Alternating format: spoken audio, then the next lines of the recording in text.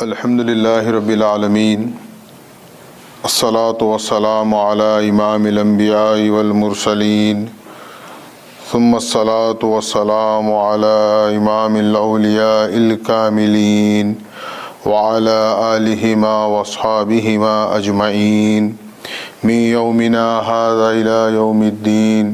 اعوذ باللہ من الشیطان الرجیم، بسم اللہ الرحمن الرحیم۔ الذين كانت أعينهم في غطاء عن ذكري وكانوا لا يستطيعون سمعا أفحسب الذين كفروا أن يتخذوا عبادي من دوني أولياء إن أعتدنا جهنم للكافرين نزلا قل هل ننبئكم بالأخسرين أعمالا الذين ضل سعيهم في الحياة الدنيا وهم يحسبون أنهم يحسنون صنعا أولئك الذين كفروا بآيات ربهم ولقائه فحبطت أعمالهم فلا نقيم لهم يوم القيامة وزنا ذلك جزاؤهم جهنم بما كفروا واتخذوا آياتي ورسلي هزوا إن الذين آمنوا وعملوا الصالحات كانت لهم جنات الفردوس نزلا خالدين فيها لا يبغون عنها حولا قل لو كان البحر مدادا لكلمات ربي لنفد البحر قبل أن تنفد كلمات ربي ولو جئنا بمثله مددا قل إنما أنا بشر مثلكم يوحى إلي أنما إلهكم إله واحد فمن كان يرجو لقاء ربه فليعمل عملا صالحا ولا يشرك بعبادة ربه أحدا۔ اما بعد، یہ سورۃ الکہف کی آخری 10 آیات ہیں جس کو ہم نے آپ کے سامنے ابھی تلاوت کا شرف حاصل کیا ہے۔ بارہا سورۃ الکہف کے سلسلے میں احادیث نبوی صلی اللہ علیہ وسلم سے یہ بات آپ کے گوشے گزار کی گئی ہے کہ آقا کونین محمد الرسول اللہ صلی اللہ علیہ وسلم نے یہ ارشاد فرمایا کہ فتنے مسیح الدجال سے حفاظت کے لیے بند مومن کو چاہیے کہ وہ روزانہ بعض روایات کے مطابق سورۃ الکہف کی ابتدائی 10 آیات کی تلاوت کرے اور بعض روایات کے مطابق یہ 10 آیات جو سورۃ الکہف کی آخری ہیں اس کی تلاوت کرے، اور اس کی تلاوت کرنے والا اور ان آیات کو حفظ کرنے والا انشاءاللہ العزیز فتنے مسیح الدجال سے محمد الرسول اللہ صلی اللہ علیہ وسلم کی بشارت کے مطابق محفوظ و مامون رہے گا۔ اور پھر اس کے ساتھ ساتھ ایک اور حدیث رسول مکرم صلی اللہ علیہ وسلم بھی ہے کہ جو شخص ہر جمعہ کو ایک مرتبہ سورۃ الکہف کی قرأت کرے گا، اللہ تعالیٰ اسے بھی فتنے مسیح الدجال سے محفوظ رکھے گا اور اسے اپنی جانب سے ایک خاص نور عطا کرے گا۔ یہ آیات اور یہ سورہ مبارکہ ڈھال ہے ہمارے لیے کہ ہم فتنے مسیح الدجال سے محفوظ رہیں۔ خاص طور پر ابتدائی 10 آیات جو کہ اس سے قبل آپ کے سامنے بیان کی گئی، وہاں پر جو مضمون جو بات پروردگار عالم شروع کر رہا ہے، یہاں ان 10 آیات میں اسی مضمون کو پروردگار عالم مکمل کر کے بنی نوع انسانوں کے سامنے پیش کر رہا ہے۔ گویا یہ پورے سورۃ الکہف جو کہ 110 آیات پر مشتمل ہے، اس سورہ مبارکہ کا ان 10 آیتوں میں رب ذوالجلال نے پورا نچوڑ جمع کر کے ہمارے سامنے رکھ دیا ہے۔ اب ہمارے لیے اللہ کی طرف سے دعوت فکر ہے کہ ہم غور و فکر کریں، تدبر کریں اور اپنی زندگی اور آخرت کو سنواریں۔ جیسا کہ میں نے یہ بات کہی تھی کہ سورۃ الکہف دراصل اگر ہم اس کو اپنے انداز میں بیان کریں تو یہ دراصل دو عناوین پر یعنی دو ٹاپکس پر مشتمل ہے۔ ایک اللہ کی وحدانیت، اس کی توحید، دوسری جو ٹاپک ہے، دوسرا جو عنوان ہے وہ اس دنیا کی محبت کی مذمت، جس کو ہم اپنے الفاظ میں ترک حب دنیا کہیں یا ترک دنیا کہیں۔ اور میں اپنی بات پر قائم ہوں کہ دراصل یہ پورا سورۃ الکہف مہدی موعود علیہ السلام نے جو ترک دنیا بحکم خدا ہم پر فرض کیا ہے، یہ اسی کی تعلیم و تربیت کا ایک بہترین دستور کی صورت میں ہمارے سامنے موجود ہے۔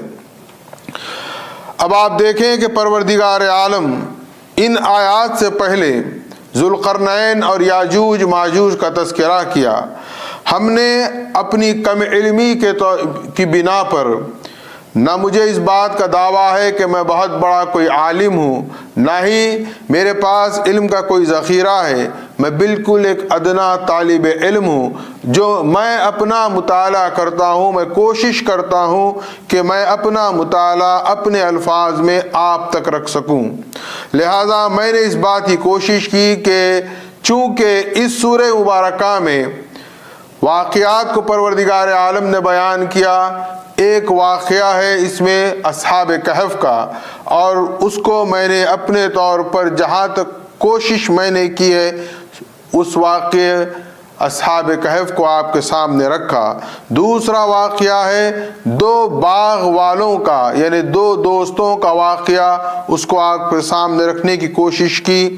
تیسرا واقعہ ہے حضرت موسیٰ و خضر کا، جس کو کہ آپ کے سامنے پیش کیا گیا، اور ایک چوتھا واقعہ ہے ذوالقرنین اور یاجوج ماجوج کے متعلق۔ ہمیں یاد ہونا چاہیے کہ دراصل اس سورہ مبارکہ کے شان نزول میں جو معتبر روایت ہے وہ یہ ہے کہ مشرکین مکہ نے متفقہ طور پر بنی اسرائیل یہود سے یہ درس اور یہ بات سیکھ کر آئی تھی۔ انہوں نے کہا تھا کہ اگر تمہارے شہر میں جس صاحب نے دعوے نبوت کیا ہے اگر وہ ہمارے ان 3 سوالات کا جواب دے دے تو سمجھنا کہ حقیقت میں وہ اپنے دعوے میں سچا ہے، اور اگر وہ جواب نہ دے سکے تو سمجھ جانا کہ معاذ اللہ وہ اپنے دعوے میں جھوٹا ہے۔ انہوں نے 3 سوال ترتیب دیے۔ ایک، انہوں نے کہا کہ تم جا کر اپنے محمد صلی اللہ علیہ وسلم سے سوال کرنا کہ اصحاب کہف کے بارے میں آپ کیا جانتے ہیں اور ان کی کیا معلومات ہیں۔ دوسرا سوال یہ تھا کہ ذوالقرنین کون ہے، اس کا زمانے بادشاہت کیا ہے، اس کی حقیقت کیا ہے، اس کو کتنا جانتے ہیں ذوالقرنین کے بارے میں ہمیں جواب دینا۔ تیسرا سوال کرنا کہ روح کی حقیقت کیا ہے۔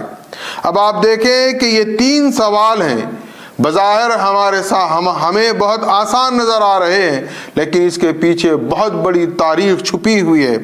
مختصر یہ کہ پروردگار عالم نے 2 سوال کے جواب اس سورۃ الکہف میں دے دیے۔ ایک اصحاب کہف کا جواب دے دیا گیا اور ایک ذوالقرنین اور یاجوج ماجوج کا بھی جواب دے دیا گیا۔ تیسرا سوال جو روح کے متعلق ہے اس کو پروردگار عالم نے سورۃ الکہف سے قبل کی سورۃ الاسراء، جس کو سورۃ بنی اسرائیل بھی کہا جاتا ہے، اس میں روح کے متعلق جو سوال ہے اس کا جواب دیا۔ تو یہاں پر معلوم ہو رہا ہے کہ سوال کے جواب بھی دے دیے جا رہے ہیں، اس میں مکمل طور پر بنی نوع انسانوں کی تعلیم و تربیت کا سامان بھی مہیا کیا جا رہا ہے۔ ذوالقرنین کے واقعے کے ذکر کے بعد، اس کی تاریخ کو بیان کرنے کے بعد، پروردگار عالم نے اب اس سورہ مبارکہ کا پورا خلاصہ بیان کر دیا۔ قرآن کا ایک اعجاز ہے، اس کا ایک معجزہ ہے، کبھی ہم اس انداز سے قرآن کو پڑھیں۔ قرآن مجید کا جب کوئی سورہ ہم پڑھتے ہیں تو ابتدا میں جو مضمون ہوتا ہے، جس ٹاپک پر پروردگار عالم اس کو قائم کر کے بنی نوع انسانوں سے مخاطب ہوتا ہے بذریعہ محمد الرسول اللہ صلی اللہ علیہ وسلم، تو پہلا جو چیپٹر ہوتا ہے، پہلا جو پیراگراف کہا جائے یا پہلا جو اس کا انداز ہوتا ہے ابتدائی، وہ بہت مؤثر ہوتا ہے۔ پھر درمیان میں پروردگار عالم مختلف باتوں کا ذکر کرتا ہے، آخر میں پھر جب یہ سورہ اپنے تکمیل کو پہنچتا ہے تو اللہ پھر اسی جامعیت کے ساتھ پرزور انداز میں، بہت ہی ایفیکٹو انداز میں اپنی بات کو رکھ کر اس سورہ مبارکہ کو ختم کر دیتا ہے۔ گویا یہ خطیب کی شان ہے، خطبے کا اعجاز ہے یہ کہ کوئی خطیب اس کو چاہیے کہ وہ ابتدا میں اپنی طرف عوام کو متوجہ کرنے کے لیے مضمون اور جو وہ خطاب کر رہا ہے وہ پر اثر ہو، درمیان میں وہ ادھر ادھر کی بات کر سکتا ہے، لیکن آخر میں اپنے خطاب کے اختتام پر اپنے مضمون کو سمٹ کر ایک پیغام، ایک میسج دے کر عوام کو اپنی طرف متوجہ کرواتا ہے۔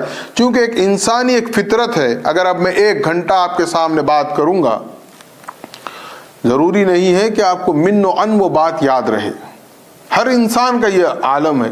2 گھنٹے کوئی خطاب سن رہا ہے تو اس کو 2 گھنٹے کی وہ تقریر یاد نہیں رہتی، اس میں سے کیا یاد رہتا ہے؟ جو اثر انداز ہوتا ہے، جو ابتدا میں بات کہی جاتی ہے وہ اس پر اس کو اثر انداز ہوتا ہے وہ، اور آخر میں جو لاسٹ میسج دیا جاتا ہے، چاہے وہ پوری تقریر بھول جائے لیکن جو لاسٹ جو میسج ہوتا ہے وہ بہت اثر کرتا ہے، وہ اس کو یاد رہتا ہے۔ اللہ کا یہی انداز ہے تمام صورتوں کا کہ آخر میں اپنی بات کو اس قدر پر اثر انداز میں پیش کرتا ہے کہ بندہ مومن کم سے کم اس کے آخری مضمون کو، آخری حصے کو یاد رکھے۔ قرآن مجید آج ہمارے پاس الحمدللہ ایک کتاب کی شکل میں موجود ہے۔ ہم صورتوں کو فضائل کی نظر سے پڑھتے ہیں، یہ سورہ پڑھیں گے تو یہ فضیلت ہے، یہ پڑھیں گے تو وہ ہوگا، یہ پڑھیں وہ کریں، وہ پڑھیں گے تو وہ ہوگا۔ دیکھیے فضائل اپنی جگہ ہے، فضائل کا ہم ہرگز انکار نہیں کر سکتے، لیکن اگر اس کے میسج کو ہم سمجھ نہیں رہے ہیں، میسج کو حاصل نہیں کر رہے ہیں، تو پھر کوئی یہ کتاب ہمارے لیے کوئی کام کی نہیں۔ قرآن کو اللہ نے محفوظ کیا ہے۔ آپ دیکھیں کہ اگر آپ تاریخ انبیاء میں دیکھیں تو تقریباً حضرت آدم علیہ السلام سے لے کے خاتم النبیین احمد مجتبی محمد مصطفیٰ صلی اللہ علیہ وسلم تک پروردگار عالم نے کم و بیش 1,24,000 انبیاء علیہ السلام کو مبعوث کیا۔ ان میں سے معتبر روایات کے مطابق 104 صحائف ہیں جملہ، 104 میں 4 صحیفوں کو فضیلت عطا کی، توریت، انجیل، زبور اور یہ قرآن مجید۔ لیکن قرآن کو یہ خصوصیت اللہ نے عطا کی، اللہ نے توریت کی حفاظت کی کوئی ذمہ داری خود نہیں لی، کتاب موسیٰ کو عطا کر دی، پھر بنی اسرائیل نے اس کے ساتھ جو ظلم کیا ہے، جو ظلم جاری ہے وہ ساری ابھی تک ہے اور نہیں معلوم کب تک رہے گا، چونکہ اللہ نے اس کی حفاظت کا ذمہ نہیں لیا۔ انجیل کا بھی یہی حال ہے اور زبور کا بھی یہی حال ہے، لیکن واحد قرآن مجید ہے۔ یہ بہت اہم بات ہے، ہم اس کو سمجھیں کہ انبیاء علیہ السلام کی تعلیمات کا نچوڑ، 1,24,000 انبیاء کی تمام تعلیمات کا نچوڑ ہے دراصل یہ قرآن مجید۔ قرآن مجید میں توریت بھی ہے، قرآن مجید میں انجیل بھی ہے، زبور بھی ہے اور خود قرآن بھی ہے، اور اللہ نے اس کو وہ مقام عطا کیا۔ اللہ نے کہا انا نحن نزلنا الذکر وانا لہ لحافظون، یہ کتاب ہم نے نازل کی ہے اور اس کے محافظ بھی ہم ہی ہیں۔ اب آپ دیکھیں ایک معجزہ ہے، 1400 سال کا عرصہ گزر گیا، مختلف مکاتب فکر پیدا ہوئے، اسلامی تحریکیں پیدا ہوئی، مصلحین دین پیدا ہوئے، اولیاء اللہ پیدا ہوئے، مخالفین اسلام پیدا ہوئے، مرتدین پیدا ہوئے، کیا کچھ نہیں ہو گیا ان 1400 سالوں میں. لیکن یہ اعجاز ہے، عین کو کسی نے الف سے نہیں بدلا، سین کو کسی نے شین سے نہیں بدلا، ایک ایک حرف کی حفاظت ہے، اور الحمدللہ آج تک ہے، صبح قیامت تک رہے گی، کیونکہ اس کا محافظ کوئی انسان نہیں ہے، کوئی ادارہ، کوئی انجمن نہیں ہے، کوئی تحریک نہیں ہے، بلکہ رب العالمین ہے. اور جب تک یہ زندہ ہے، یقین مانیے محمد الرسول اللہ صلی اللہ علیہ وسلم بھی زندہ ہے اور اسلام بھی زندہ ہے. چونکہ یہ قرآن جہاں ایک طرف اللہ کا کلام ہے، وہیں پر یہ سیرت النبی صلی اللہ علیہ وسلم کی ایک متبرک و مقدس کتاب ہے. ہماری غفلت کا یہ عالم ہے. ہم آج بظاہر مسلمان ہیں، لا الہ الا اللہ محمد الرسول اللہ کہتے ہیں، پھر ہمارا دعویٰ ہے کہ ہم مصدق امام مہدی علیہ السلام ہیں. یہ ہماری یہ جو ظاہری جو کچھ بھی ہماری بات ہے، یہ صرف ظاہر تک ہے. باطن میں ہمارے اندر ایمان کی بہت کمی ہے. ہمارا ایمان اتنا متزلزل ہے، ہم اتنے اپنے آپ کو کمزور پاتے ہیں. اگر قرآن کو دیکھتے ہیں تو قرآن کے مطابق قانونی طور پر ہم مسلمان بھی ہیں، مہدوی بھی ہیں، لیکن حقیقت میں قرآن کے مطابق ہمارا ایمان کوئی معنی نہیں رکھتا. ہمیں اللہ پر مکمل یقین نہیں ہے، اللہ پر پورا توکل نہیں ہے. بات زبان سے کرتے ہیں، نہیں میں اللہ پہ توکل کرتا ہوں، اندر دل میں بس منصوبے بناتے ہیں، پلاننگ کرتے ہیں، میں ایسا کر دوں گا، ویسا کر دوں گا. یہ زبان اور یہ دل میں جو اختلاف ہے تو پھر ایمان کہاں رہا؟ اللہ پر توکل ہے، چھوڑ دیں اللہ پر، آپ اللہ بہتر ہی کرے گا. اب آپ دیکھیں کہ ان آیات کو پروردگار عالم کس شان سے اور کس جلال کے ساتھ بیان فرما رہا ہے. الذین کانت اعینہم فی غطاء عن ذکری. تم نے سب کچھ دیکھ لیا. انسانوں سے اللہ کہہ رہا ہے تم نے سب کچھ دیکھ لیا. 1000 سال پہلے کا انسان صحیح پوچھا جائے تو کچھ نہیں دیکھا، لیکن آج سائنس اور ٹیکنالوجی کی ترقی کے ذریعے انسان نے کیا نہیں دیکھا؟ آپ بتائیے. آج سے 100 200 سال 500 سال پہلے کے کسی انسان سے آپ پوچھتے کہ آسمان کتنا بلند ہے تو وہ بہت کوشش کر کے کہتا کہ 50 فٹ 100 فٹ، یا کہہ دیتا کہ نہیں 100 میل دور ہے. اس کی اتنی ہی معلومات تھی. لیکن آج سائنس کے ذریعے انسان یہ کہتا ہے، وہ دیکھ رہا ہے کہ آسمان کتنا بلند ہے، اس کی پیمائش کر رہا ہے. وہ زمین اور آسمان میں کیا فرق ہے، وہ آسمان کے دوسرے سیاروں کی تحقیق کر رہا ہے. وہ انسان آج سے 1000 سال پہلے چاند کو دور سے دیکھ کر خوش ہو جاتا تھا. آج کا انسان چاند پر ٹہل کر آ رہا ہے، چاند کو دیکھ کر آ رہا ہے، دور سے نہیں اندر جا کر آ رہا ہے. سورج کے متعلق پورا علم انسان کو حاصل ہو گیا. سمندروں میں کتنی گہرائی ہے، کتنے جانور سمندر میں ہیں، انسان مسلسل تحقیق کر کے معلوم کر رہا ہے. گویا دنیا کے جتنی کائنات کی چیزیں ہیں انسان نے سب دیکھ لیا ہے. ہمارے اپنے جسم میں کتنی نسیں ہیں، کتنی ہڈیاں ہیں، کتنا ہڈیوں کا ویٹ ہے، کتنے اعضاء ہیں، ہر انسان کو آج معلوم ہے. کہاں سے معلوم ہوا؟ سائنس سے معلوم ہوا. اور یہ سائنس، میں بارہا کہہ رہا ہوں کہ سائنس خلاف قرآن نہیں ہے. سائنس وہاں خلاف قرآن ہو جاتی ہے کہ سائنس پر اعتبار کر کے سائنس کے خالق پروردگار عالم کو چھوڑ دیا جائے. قرآن دعوت دیتا ہے انسانوں کو کہ تم تحقیق کرو، تم جستجو کرو، دیکھو میں نے بنایا ہے یہ کائنات. چاند کو میں نے بنایا، سورج کو میں نے بنایا، یہ زمین کو میں نے بنایا، یہ کہکشاں میں نے بنائے، یہ ستارے میں نے بنائے، یہ دریا، یہ سمندر، یہ درخت، یہ پتھر، سب کچھ میں نے بنایا. تم ڈھونڈو، اس میں بھی میں نظر آؤں گا. ہوا کیا؟ الذین کانت اعینہم فی غطاء. سب دیکھ لیا انسان، سب دیکھ رہا ہے. پتہ نہیں آج سے 200 سال کے بعد کا انسان اور کیا کچھ نہیں دیکھے گا جو آج ہماری آنکھوں سے اوجھل ہے. دیکھ تو سب رہا ہے کس کو نہیں دیکھ رہا ہے؟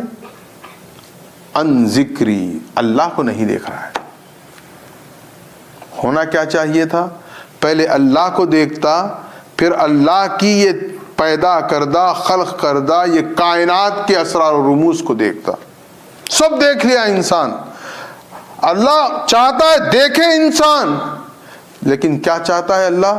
اللہ کے ساتھ دیکھے۔ امام غزالی کا ایک قول ہے کہ ایک زمانہ تھا لوگ کسی بھی شے کو دیکھتے تو کہتے کہ ہم پہلے شے کو یعنی چیز کو دیکھتے ہیں، چیز کو دیکھ کر اللہ کو دیکھتے ہیں۔ پہلے کسی چیز کو دیکھتے ہیں، اس کے بعد کس کو دیکھتے ہیں؟ اللہ کو دیکھتے ہیں۔ مثال کے طور پر پھول کو دیکھتے ہیں، پھول کی خوشبو، اس کی خوبصورتی کو دیکھتے ہیں، لیکن فوراً ہم دیکھتے ہیں کہ اس کو پیدا کرنے والا تو اللہ ہے، یعنی اللہ کو دیکھتے ہیں۔ پھر ایک زمانہ وہ آیا، ایک درجہ وہ ہے کہ جس چیز کو ہم دیکھتے ہیں اس کے ساتھ ہی اللہ کو دیکھتے ہیں۔ یعنی مثال کے طور پر پھول کو دیکھا تو پھول ہی کے ساتھ اللہ کو کا بھی تصور کر لیا کہ یہ پھول وہ پھول ہے جس کو اس اللہ رب العالمین نے بنایا۔ لیکن عالیت یہ ہے، اس میں افضلیت یہ ہے کہ ہر چیز کو جب ہم دیکھتے ہیں، کسی چیز کو ہم دیکھتے ہیں تو ہم چیز کو نہیں دیکھتے بلکہ اللہ کو دیکھتے ہیں کہ یہ کیا ہے، یہ کچھ نہیں ہے، ہم تو اس کے خالق اور مالک کو دیکھ رہے ہیں۔ لیکن آج کیا ہوا؟ مادہ پرستی کا شکار انسان سب کچھ دیکھ رہا ہے، دیکھ کس کو نہیں رہا ہے؟ اللہ کو نہیں دیکھ رہا ہے۔ اللہ کیا چاہتا ہے؟ مجھے دیکھو، میں نے پیدا کیا ہے مجھے دیکھنے کے لیے، اور تم مجھے چھوڑ کر میں جو بنایا میری چیزوں کو دیکھ رہے ہیں۔ اور کیا فرمایا؟ وَكَانُوا لَا يَسْتَطِيعُونَ سَمْعًا، اور تمہارے کان سننے کی استطاعت نہیں رکھتے۔ کیا نہیں سنتے؟ یہ قرآن نہیں سنتے۔ آپ کہیں گے نہیں ہم قرآن بہت سنتے، ہم رمضان میں تراویح میں سنتے، ہم کیسٹ لگا کر فون کے ایپ میں قرآن سنتے۔ یہ سننا نہیں ہے، یہ تو ہماری اپنی کانوں کے لیے ہم سن رہے ہیں، لیکن حقیقت میں سننا یہ ہے کہ قرآن کو سنیں تو اس پر پہلے عمل کریں، یہ سننا ہے۔ قرآن بار بار کچھ کہتا ہے، ہم کچھ کرتے ہیں، تو اس کا مطلب کیا ہوا؟ قرآن ایک طرف جا رہا ہے، ہم ایک طرف جا رہے ہیں، تو گویا ہم کیا ہے؟ سن کے انسنے ہو گئے۔ کوئی زبان سے ہم واقف نہیں ہے، اگر وہ ہمارے سامنے بات کریں گے تو ہم سن تو رہتے ہیں، بالکل ہمیں سنے آتا ہے، لیکن بتائیے سمجھ میں آتا ہے؟ کیا ہم سمجھنا چاہتے ہیں؟ سن تو رہے ہیں، لیکن سن کے جب سمجھیں گے تو کمال ہے۔ قرآن کو سنیں گے اور سمجھیں گے تو تب کمال ہے۔ اللہ کہہ رہا ہے وَكَانُوا لَا يَسْتَطِيعُونَ سَمْعًا، دنیا کی ہر چیز سن رہے ہیں، ہم سمجھ رہے ہیں، کوشش کر رہے ہیں، کیا نہیں سن رہے ہیں؟ اللہ کے کلام کو، نبی کے احکام کو، نبی کے پیغام کو نہیں سن رہے ہیں۔ اب اللہ بتا رہا ہے کہ تم دیکھو یہ زندگی تمہاری کیسے گزر رہی ہے۔ دیکھنا تھا خدا کو، خدا کو چھوڑ کر سب کچھ دیکھ لیا۔ سننا تھا خدا کی چھوڑ کر سب کی سن لیا۔ پھر اس کے بعد کیا فرمایا؟ أَفَحَسِبَ الَّذِينَ كَفَرُوا أَن يَتَّخِذُوا عِبَادِي مِن دُونِ أَوْلِيَاءَ۔ اللہ ہمارے دل کے تاروں کو چھیڑتا ہے، ہمارے دل تک بات کو کیسے پہنچا رہا ہے۔ ہم ایک تکیہ کیے ہوئے ہیں کہ نہیں ہم فلاں اولیاء اللہ سے محبت کرتے ہیں، ہم فلاں بزرگ سے محبت کرتے ہیں، ہم رسول مکرم صلی اللہ علیہ وسلم کے عاشق ہیں، ہم اصحاب رسول کے عاشق ہیں، ہم امام مہدی کے عاشق ہیں، ہم اولیاء اللہ بزرگان دین کے عاشق ہیں تو بخشے جائیں گے۔ یہ ایک ہمارا عام تصور ہے۔ اس تصور غلط کو اللہ نے یہاں پر ختم کر دیا۔ تم کیا سمجھتے ہو؟ أَفَحَسِبَ الَّذِينَ كَفَرُوا أَن يَتَّخِذُوا عِبَادِي مِن دُونِ أَوْلِيَاءَ، میرے مد مقابل میرے ہی اولیاء، میرے ہی دوستوں کو کھڑا کر دو گے؟ یہ ہماری فکر ہے۔ اللہ کیا ہے دیکھیں گے، آپ چلیے فلاں ہماری شفاعت کر دیں گے، فلاں ہمارا کام کر دیں گے۔ اللہ یہاں پر صاف کہہ دیا کہ کیا تم گمان کر رہے ہو، تم اس ظام میں ہو، تم اس غفلت میں ہو، اللہ کے پاس جائیں گے تو ہم کسی پیغمبر کے ساتھ چلے جائیں گے، کسی ولی کے ساتھ چلے جائیں گے، ان کو اپنی شفاعت کی ڈھال بنا لیں گے؟ اللہ کہے گا نہیں، وہ میرے دوست ہیں۔ اللہ کے دوست ہم صرف دعویٰ کرتے ہیں زبان سے محبت ہے محبت ہے، سچ پوچھا جائے تو کوئی محبت کا ہمیں عنصر ہی نہیں ہے۔ اللہ کہہ رہا ہے کہ تم ان کو لاؤ گے، کچھ نہیں ہونے والا۔ کیا ہوگا؟ ان اعتدنا جہنم للکافرین نزولا، بلکہ یہ کافروں کے لیے، یہ جو اللہ کو نہیں دیکھے، اللہ کی بات نہیں سنے اور اللہ کے مد مقابل اللہ ہی کے دوستوں کا غلط استعمال کرنے کا گمان کر بیٹھے ہیں، کیا ہوگا ان کے ساتھ؟ ہم ان کو جہنم میں بھر دیں گے۔ للکافرین نزولا، نزول کہتے ہیں دراصل نزیل، جب کوئی شخص سواری سے زمانے قدیم میں گھوڑے سے اونٹ سے اترتا، وہ سواری سے اترتا تو اس کو نزیل کہتے، تو یہاں پر اسی کو اللہ نے استعمال کیا ہے نزولا، یعنی یوں سمجھ لیں کہ ہماری اگر یہاں کے حساب سے بات کریں تو یہ اسٹیٹس والی بات ہے۔ دعوت تو ہوتی ہے نا، جس دعوت میں ہم شریک ہوتے ہیں، مین کورس بعد میں آتا ہے، مین کورس سے پہلے کیا ہوتا ہے؟ اسٹیٹس ملتے ہیں۔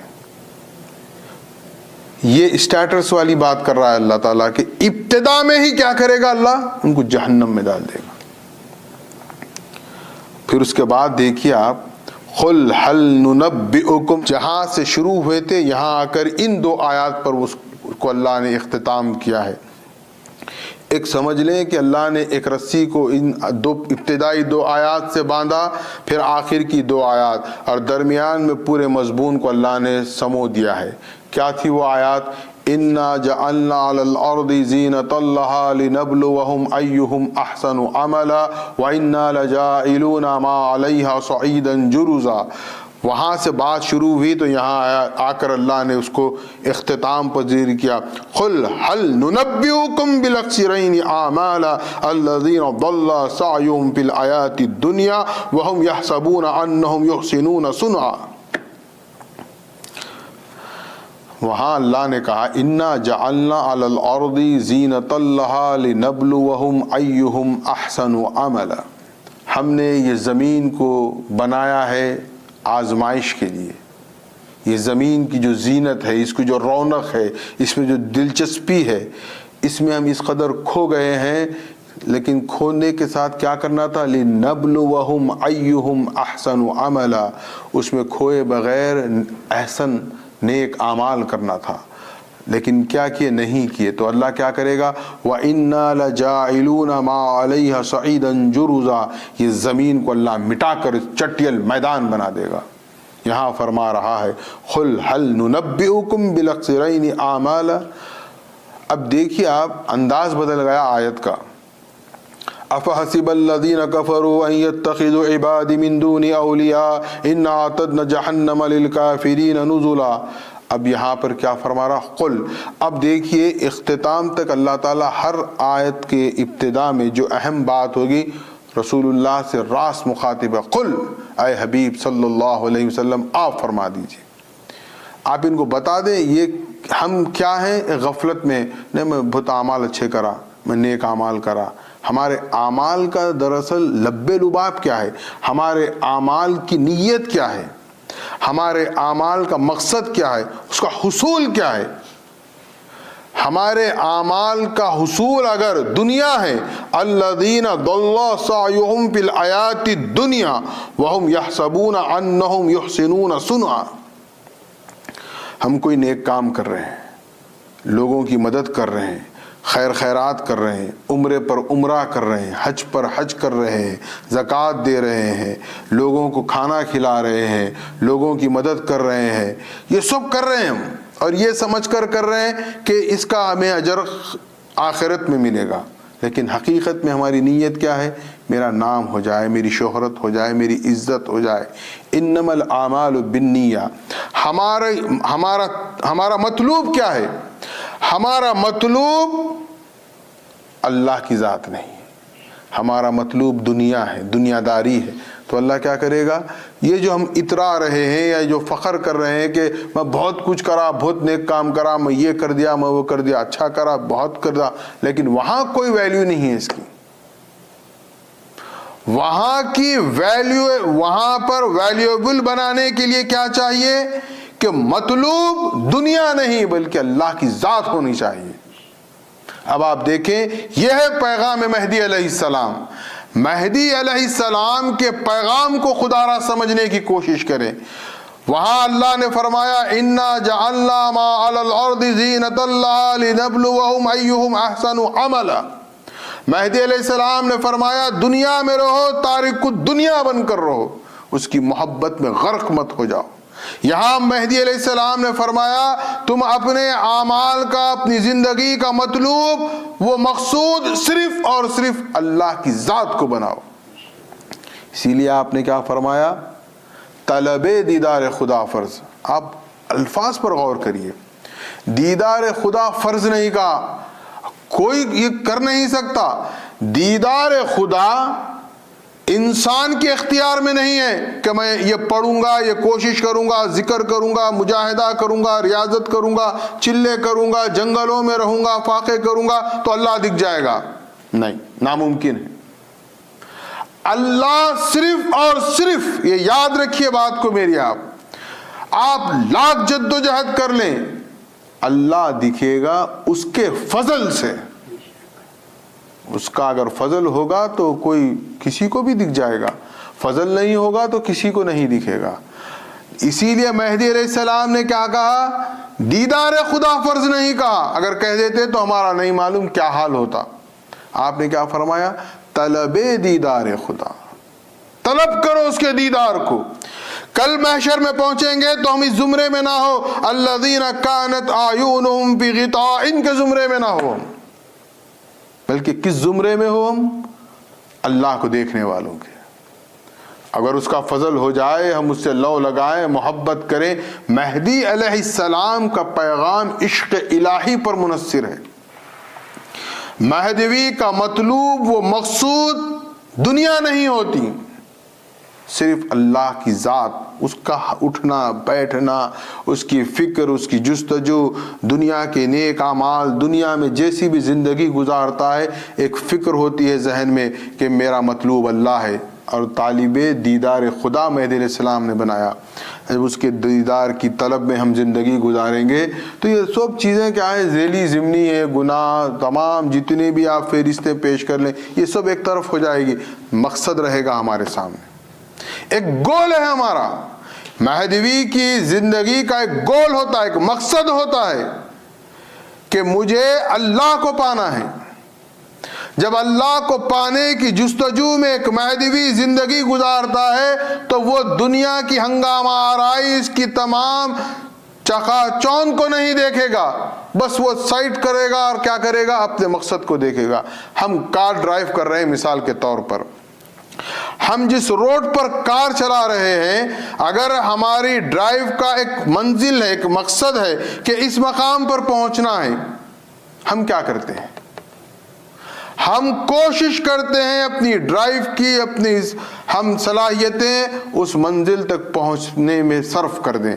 دائیں کون سی گاڑی کیسے گزر رہی ہے، سائیڈ میں روڈ پر کیا ہو رہا ہے، ادھر کیا ہو رہا ہے، ادھر کیا ہو رہا، نہیں دیکھتے۔ کیا دیکھتے؟ ہمارا گول ہوتا ہے۔ تو مہدی علیہ السلام نے اپنے مصدق کو زندگی کا ایک گول عطا کیا، ایک مقصد عطا کیا ہے کہ اللہ کے دیدار کی طلب میں زندگی گزارو۔ تو یہ سب چیزیں آٹومیٹک کیا ہوتی ہے؟ ختم ہو جاتی ہیں۔ اور اگر ہمارا گول دنیا ہے تو پھر یہ ہماری دنیا بیکار ہو گئی۔ دیکھیے مہدی موعود علیہ السلام کے پیغام کو قرآن اور سیرت رسول مکرم صلی اللہ علیہ وسلم سے سمجھنے کی کوشش کریں۔ آج لوگ نہ مہدویت کا ان کے پاس کوئی علم ہوتا ہے، نہ مہدویت کا وہ مطالعہ کرتے ہیں، نہ قرآن کا مطالعہ کرتے ہیں، نہ سیرت النبی صلی اللہ علیہ وسلم کا مطالعہ کرتے ہیں، مہدویت پر اعتراض کرتے ہیں اور اتنی بڑی جسارت و گستاخی کر دیتے ہیں، نعوذ باللہ من ذالک کہتے ہیں مہدویت کو ترک کر کے کہ اب ہم مسلمان ہوئے۔ کیسے مسلمان ہو سکتے ہیں کوئی بھی؟ یہ قرآن ہے، اس کو چھوڑ کر کیا کوئی مسلمان ہو سکتا ہے؟ کیا رسول اللہ کو چھوڑ کر کوئی کیا مسلمان ہو سکتا ہے؟ کتنی ہماری بدبختی بد نصیبی ہے۔ یہ اللہ کا کرم تھا کہ ہم کو پیدا کر دیا مہدوی گھرانے میں، اب پیدا ہوئے تھوڑا دنیا میں نام ہوا، تھوڑا پیسہ آیا تو ہم سمجھے نہیں یہ غلط ہے. پہلے تو بیچارے ہیں میری نظر میں. صحیح کیا ہے غلط کیا ہے اس کی تمیز اگر ہوتی تو واقع میں خود کہہ رہا ہوں یہ بات، میں اپنے الفاظ کا ذمہ دار ہوں کہ میں کہہ رہا ہوں کہ اگر ان کو تمیز ہوتی تو میں یقین مانیے ان کو سلام کرتا. تمیز نام کی نہیں ہے، نہ صحیح معلوم نہ غلط معلوم. انہوں بولے انہوں بولے، ارے انہوں بولے انہوں بولے وہ چھوڑ دو، اللہ کیا بول رہا وہ تو دیکھو. آپ ہمارا مطلوب ہمارا گول انہوں نہیں ہونا چاہیے، اللہ کی رضا اس کی محبت ہونی چاہیے. اور مہدی علیہ السلام نے یہی پیش کیا. اب آپ دیکھیں کہ یہ دنیا کس کے لیے بنی؟ ہم بارہا کہتے ہیں، بڑی محبت سے کہتے ہیں، بڑی عقیدت سے کہتے ہیں، عشق رسول میں ڈوب کر کہتے ہیں پروردگار عالم نے محمد الرسول اللہ کے صدقے یہ دنیا بنائی. آپ کسی بھی مکتب فکر کے عالم سے پوچھ لیں، ایک عام آدمی سے پوچھ لیں، ہر مسلمان سے کہہ لیں، وہ کہے گا کہ یہ دنیا بنی ہے سجی ہے محمد الرسول اللہ کے لیے. مگر کبھی دیکھا کہ یہ محمد الرسول اللہ کے پاس دنیا کتنی تھی؟ کبھی تو سوچو. اور میرا اپنا ماننا ہے کہ اگر رسول اللہ صلی اللہ علیہ وسلم چاہیں اپنی حیات میں تو مدینۃ المنورہ کے اس خطے کو جنت سے اتار کر بتا دیں. دنیا نے وہ جنت کے مناظر نہیں دیکھے، اللہ چاہتا تو اپنے حبیب محمد الرسول اللہ کے لیے مدینہ منورہ کو جنت کا حصہ بنا دیتا. دودھ کی نہریں بھی دیکھتے، شہد کے نہریں بھی دیکھتے، باغات بھی دیکھتے، حسن بھی دیکھتے، جمال بھی دیکھتے، محلات بھی دیکھتے، سب دیکھ لیتے دنیا والے. کیا ایسا ہوا؟ کیا ایسی کوئی روایت ہے کسی کے پاس؟ کیا رسول اللہ صلی اللہ علیہ وسلم نے اپنے طور پر دنیا سمیٹ کر جمع کر لی؟ کوئی ایسی روایت ہے کہ رسول اللہ نے دنیا جمع کر لی، اپنے صحابہ کی جماعت کو تیار کر کے لوگوں پر حملے کروائے اور ان کا مال نعوذ باللہ من ذالک ثم نعوذ باللہ من ذالک جمع کر لیا؟ کیسے تھے رسول اللہ؟ آج ہم کیسے ہیں؟ پھر عاشق رسول ہیں، یہ خاص بات ہے. مگر یہ پورے اس میں اچھی بات یہ ہے ہم ادھر جا رہے ہیں اور کہہ رہے ہیں کہ نہیں ہم عاشق رسول ہیں. اس کو آگے اللہ بتائے گا کہ ہمارا کیا منافقانہ رویہ ہے. میں ایک روایت کہتا ہوں، رسول اللہ نے کتنی دنیا جمع کی. آپ کو تعجب ہوگا، حیرت ہوگی، فرائض نبوت میں زکوٰۃ بھی ایک فرض ہے، لیکن رسول اللہ صلی اللہ علیہ وسلم نے کبھی زکوٰۃ ادا نہیں کی. کیوں ادا نہیں کی؟ کیونکہ رسول اللہ صلی اللہ علیہ وسلم صاحب نصاب ہی نہیں ہوئے. دیکھیے آپ، یہ دنیا ہے، کیا زندگی ہے، کیا ان کے گھر کا عالم ہے. حضرت عائشہ صدیقہ کا حجرہ کہتے ہیں کمرے کو. اب میں اپنے اسٹائل میں اگر کہوں تو رسول اللہ صلی اللہ علیہ وسلم کا بیڈ روم کیسا ہے؟ کبھی ہم نے سوچا کہ رسول اللہ صلی اللہ علیہ وسلم جو والی کائنات ہے، جس کے ایک اشارے پر زمین سے آپ اشارہ کریں تو چاند دو ٹکڑے ہو جائے، سورج ڈوب جائے، اشارہ کرے تو سورج نکل آئے. دنیا کے خزانوں کی کیا بات ہے، کیا کمی ہے، کیا نہیں کر سکتے.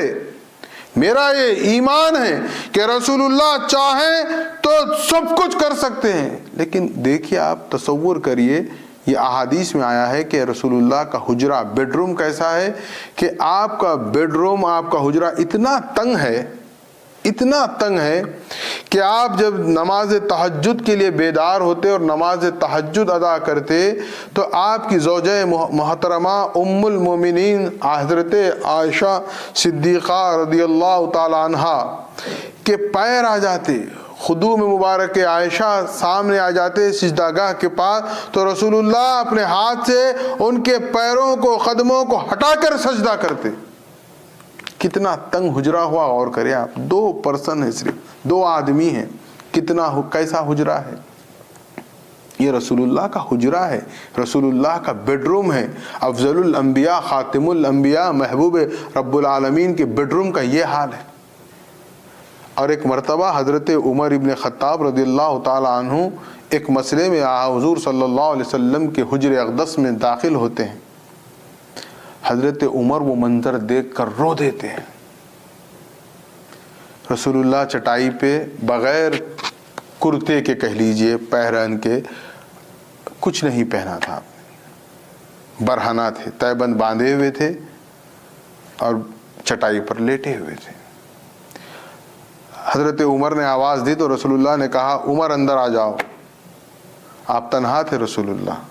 حضرت عمر بیان کرتے ہیں کہ جب انہوں نے رسول اللہ کو دیکھا تو زار و خطار رو دیے.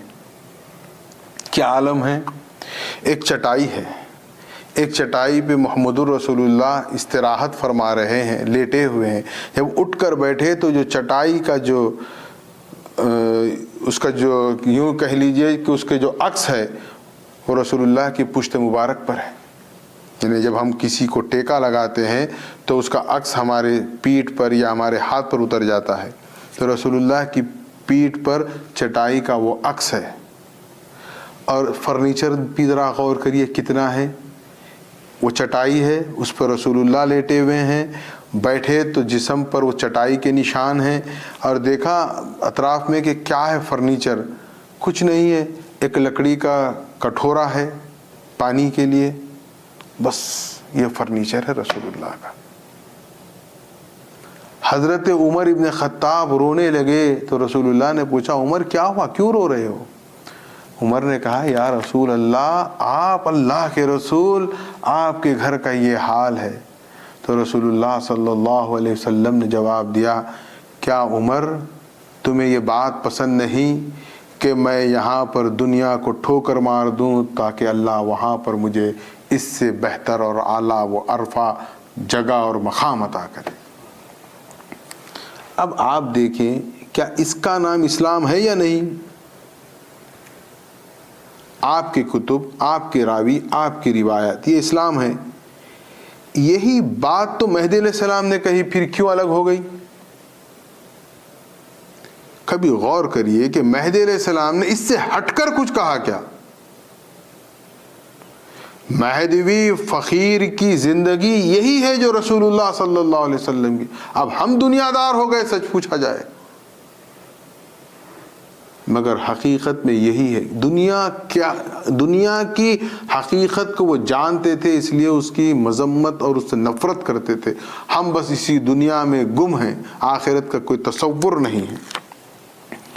اور یہ جو اعمال کر رہے ہیں اگر اس کا گول دنیا ہے تو پھر وہاں خالی ہاتھ. دیکھیے یہ دنیا میں ہم اپنی ایک لائف کو کیسے سمجھتے ہیں. سیٹل لائف کا آج ہمارے پاس کیا تعارف ہے, کیا ڈیفینیشن ہے.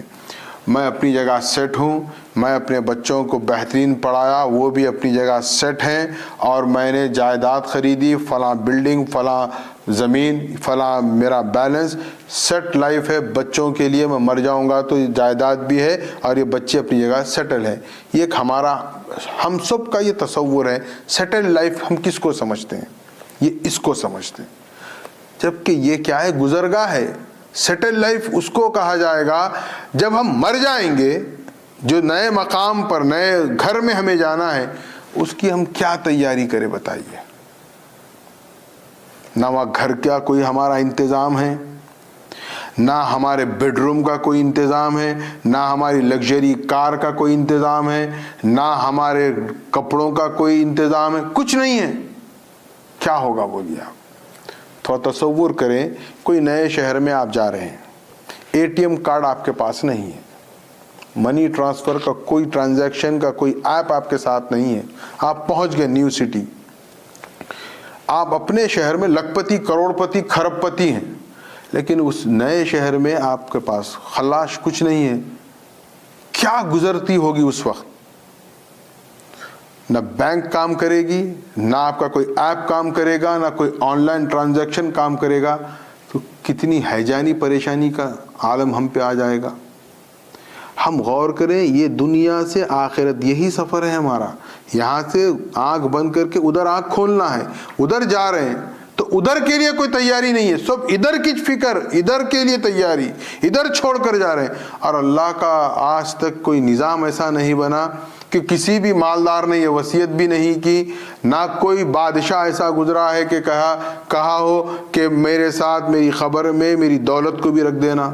ہم دیکھتے ہیں روزانہ، ہم لوگوں کو قبروں میں دفن کرتے ہیں، دیکھتے ہیں سب خالی ہاتھ جاتے ہیں، لیکن وہاں خالی ہاتھ جب پہنچیں گے وہاں کچھ نہیں ہے تو کیا ہوگا؟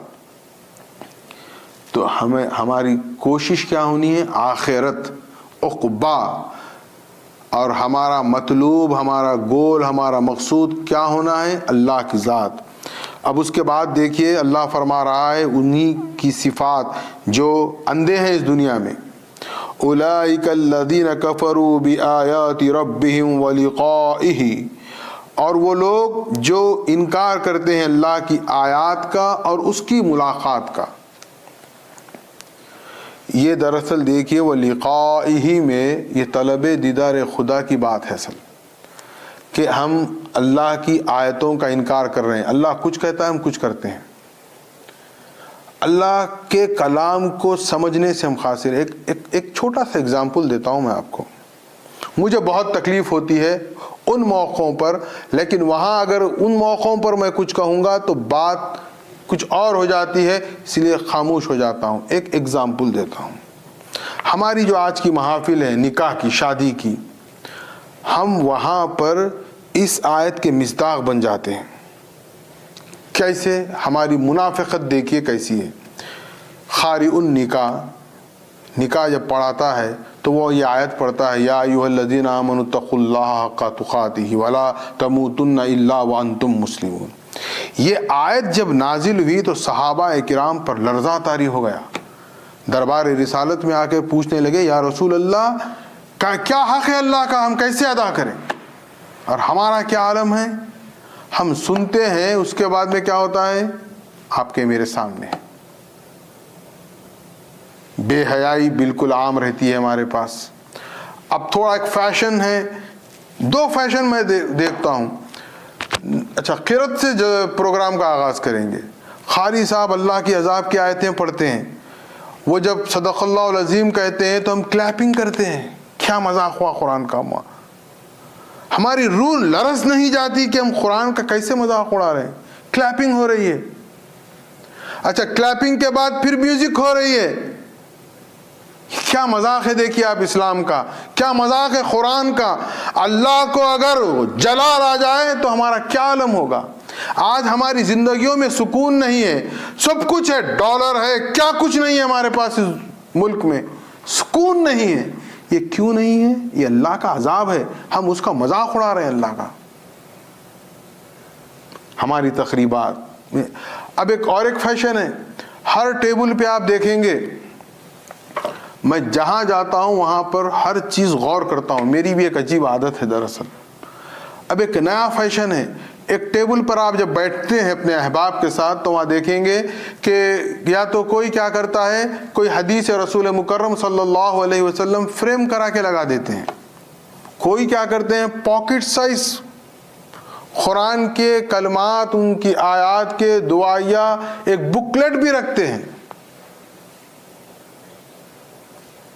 یہ ہے ہمارے پاس، ہو رہا ہے۔ حدیث کچھ کہتی ہے، ہم بیٹھ کے وہاں کچھ کرتے ہیں۔ وہ بکلیٹ کھولیں گے تو اس میں آیات کچھ رہتے ہیں، ہم کرتے کچھ ہیں۔ پھر دعویٰ ہے ہم پکے سچے مسلمان ہیں، آخرت تو بس ہمارا کچھ بھی نہیں ہے، یوں جائیں گے یوں پاس ہو جائیں گے۔ خدا را دین کو مجھے یقین ہے ہم مکمل طور پر عمل نہیں کر سکتے، لیکن موٹا موٹا جو چیز ہے اس کو تو ہم کوشش کریں عمل کرنے کی، لوگوں میں اویئرنیس پیدا کریں۔ آپ ایک تقریب اپنے انداز سے کر لیں، مجھے کسی کی انفرادی اس کی اپنی خانگی تقریب میں بولنے کا یا اس میں مداخلت کرنے کا کوئی حق نہیں ہے، لیکن میرا یہ حق ہے کہ میں کوشش کروں کم سے کم کہ یہ چیزوں سے ہم اپنے آپ کو بچائیں۔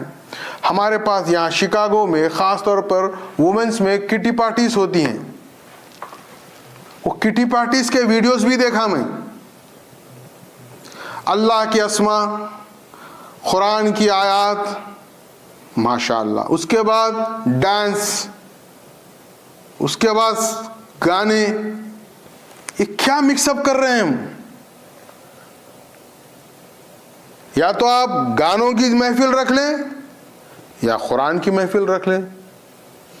آپ گانے بھی گا رہے ہیں، آپ اللہ کے اسماء بھی پڑھ رہے ہیں، آپ قرآن بھی پڑھ رہے ہیں، قرات بھی پڑھ رہے ہیں، ماشاء اللہ بھی بول رہے ہیں، سبحان اللہ بھی بول رہے ہیں، پھر یہ کیا ہو رہا؟ یہ کیا ہماری عقل اندھی ہے؟ ہم سمجھ نہیں رہے ہیں. یہ کب ہم میں اویئرنیس پیدا ہوگا؟ ہماری ذمہ داری ہے ہم اس کو سنبھالیں، سوچیں اس پر. یہ کسی کے ذاتی انفرادی، میں خدا کی قسم کھا کر کہہ رہا ہوں، میں کسی پر اعتراض نہیں کر رہا ہوں، میں خود پر اعتراض کر رہا ہوں. آج ہم اس کا حصہ ہو گئے، لیکن اگر ہم حصہ ہوتے رہیں گے تو کیا ہوگا؟ ہم سدھاریں، کچھ تو شروع کریں، تھوڑا تھوڑا تو ہم اپنے آپ کو سدھارنے کی کوشش کریں. اللہ فرماتا ہے کہ ذالک جزاؤہم جہنم بما کفروا واتخذوا آیاتی ورسولی عضوا. ان لوگوں کے لیے جہنم ہے جو ایسا کیے ہیں، اور واتخذوا آیاتی ورسولی عضوا. یہ لوگ کیا کر رہے ہیں؟ ایسا کرنے والے دراصل اللہ کے کلام کا اور اللہ کے رسول کا مذاق اڑا رہے ہیں. کبھی تصور کریں، اللہ کا سب سے محبوب بندہ محمد الرسول اللہ صلی اللہ علیہ وسلم، اللہ سب سے زیادہ رسول اللہ سے محبت کرتے ہیں.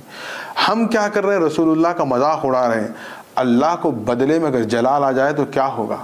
ہماری کیا حیثیت ہے وہ بتائیے آپ. ہماری کوئی حیثیت نہیں ہے. تو ہم وہ کام، وہ اعمال نہ کریں. کوشش کریں روزانہ ہم ایک طے کریں، ایک اپنا نصاب زندگی کا ایک اصول بنائیں. 100 گناہ ہم سے ہوتے ہیں دنیا میں، ایک دن میں 100 نہیں بلکہ ہزاروں ہوتے ہیں. رات میں سوتے وقت ہم اپنا ایک حساب لیں کہ میں صبح اٹھا، صبح سے شام تک یہ کرا. اب یہ جو میں کام کیا ہوں یہ قرآن کے مطابق ہے، رسول اللہ کے حکم کے مطابق ہے یا نہیں؟ نہیں ہے تو توبہ کر کے کوشش کریں. کل جب صبح اگر اللہ مجھے حیات دے گا تو اس میں سے میں کم سے کم 1 یا 2 کو ڈیلیٹ کر دوں گا. کوشش تو شروع کرنی چاہیے. غفلت میں اگر رہیں گے، کل اب آنکھ بند ہو جائے گی، کون آئے گا بچانے؟ کیوں اس کی فکر نہیں ہے؟ ہماری پوری فکر دوسروں کے لیے ہے. ہمارا نقطہ نظر کیا ہے؟ میں خود متقی پرہیزگار، میرے سامنے والا سب سے بڑا گنہگار. یہ ہماری سب سے بڑی غلط فکر ہے. بلکہ ہم کوشش کریں کہ خود کو گنہگار سمجھیں اور پھر دوسرے کو کم سے کم متقی سمجھیں. یا نہیں سمجھ رہے ہیں تو کم سے کم بیچارے کو برا تو مت بولیے. ہماری پوری زندگی میں دن بھر میں یہی پوری کوشش ہوتی ہے. تو ہم کیا کرتے ہیں اس طرح؟ دراصل اللہ کی آیات کا اور رسول اللہ کا مذاق اڑاتے ہیں. پھر اللہ نے یہاں پر جہاں ان لوگوں کی بات کی جو ایسے آئیں گے، جو کفر کریں گے، جو اللہ سے منہ موڑ رکھیں گے، اللہ اب خوشخبری دے رہا ہے. کس کو دے رہا ہے؟ جو اس کے برعکس زندگی گزارتے ہیں احکامات خداوندی کے مطابق. تو اللہ فرماتا ہے ان الذین آمنوا وعملوا الصالحات کانت لهم جنات الفردوس نزلا. دیکھیے آپ یہاں پر بھی کافرین کے لیے بھی کیا فرمایا اللہ نے؟ انا اعتدنا جہنم للکافرین نزلا. اور یہاں پر بھی کیا فرمایا؟ کانت لهم جنت الفردوس نزلا. جو لوگ ایمان لائے، عمل صالح کیے، ان کے لیے کیا ہے؟ اسٹارٹرز میں، اسٹارٹنگ میں ان کی مہمان نوازی میں جنت الفردوس ہے. یہ انعام ہے اللہ کی طرف سے. اور وہ کیسا انعام ہے؟ اللہ خود اس کی تعریف بھی کرتا ہے. دیکھیے آپ، خالدین فیہا لا یبغون عنہا حولا. وہ اس میں ہمیشہ رہیں گے. ہمیشہ انسان جہاں پر بھی رہتا ہے اسی ایک فطرت اکتاہٹ ہو جاتی ہے. اب مثال کے طور پر سوئٹزرلینڈ بہت خوشنما ہے، بہت خوبصورت ہے. ہر ایک کی خواہش ہے سوئٹزرلینڈ جانا، یورپ جانا. چلیے امریکہ والے امریکہ کی خواہش کرے، امریکہ آ گئے، اللہ وہاں بھی پہنچا دے گا، کوئی بعید نہیں ہے. کتنے دن آپ سکون سے رہتے بتائیے؟ 10 دن، 15 دن، 1 مہینہ، 2 مہینے، 4 مہینے، 6 مہینے، سال، 2 سال. بے چینی ہوتی، بس ہو گیا، یہ بور ہو گیا میں. یہ ایک فطرت انسانی ہے. کتنی بھی خوبصورت جگہ آپ لے کے چلے جاؤ، کچھ دنوں کے بعد میں وہ بوریت کا شکار ہو جاتا ہے. کیا چاہتا ہے؟ چینج چاہتا ہے، نہ میں یہاں سے دوسری جگہ چلے جاؤں گا۔ لیکن اللہ جنت کیسی بنایا؟ خالدین فیہا لا یبغون عنہا حولا، وہ نہیں چاہے گا کہ اس کی کوئی جگہ بدلی جائے، پرماننٹ رہنا چاہے گا وہ وہاں پر، اکتاہٹ نہیں ہوگی، بوریت نہیں ہوگی، وہ جنت ہے۔ پھر فرمایا قل لو كان البحر مدادا لكلمات ربي لنفد البحر قبل ان تنفد كلمات ربي ولو جئنا بمثله مددا۔ اللہ کے جو کلمات ہیں، اللہ کی جو بات ہے، اللہ کی جو کلام ہے، اگر پورے سمندروں کے پانی کو سیاہی بنا لیا جائے اور سیاہی بنا کر اللہ کے کلمات کو، اس کی بات کو لکھا جائے تو یہ پورے سمندروں کا پانی کم پڑ جائے گا، لیکن اللہ کے بیان، اس کے کلام ختم نہیں ہوگا۔ اور اگر تم اس کے جیسا اور سمندروں کا 7 سمندر سے زیادہ بھی پانی لے کر آ کر سیاہی بنا کر لکھنا شروع کر دو، وہ بھی ختم ہو جائے گا، لیکن اللہ کی بات ختم نہیں ہوگی۔ آخری آیت ہے، دیکھیے آپ، توحید سے شروع ہوئی تھی یہ سورۃ مبارکہ، الحمد للہ الذی نزل علی عبدہ الکتاب ولم یجعل لہ عوجا۔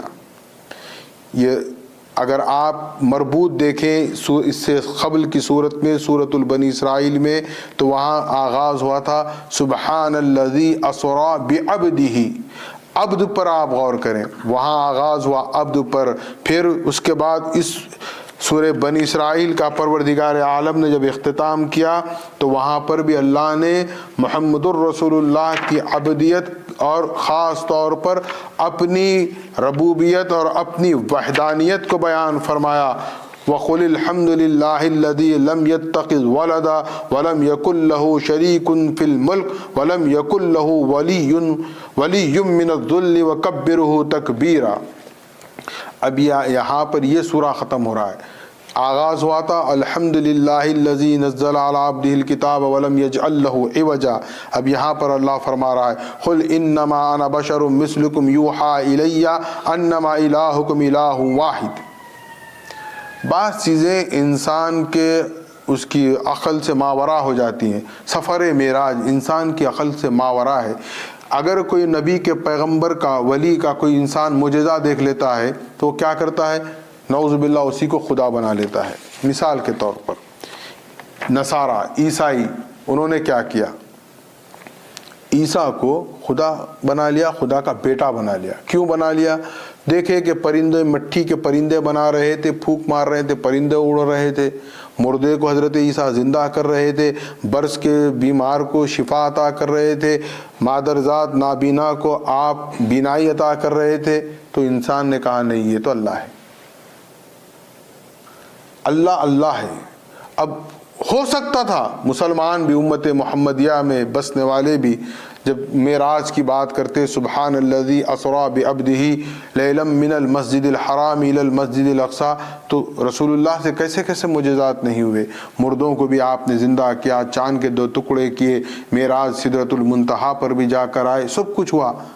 تو کہیں اللہ نے کہا یہ غفلت کا شکار ہو کر نعوذ باللہ محمد الرسول اللہ کو بھی خدا نہ بنا دیں۔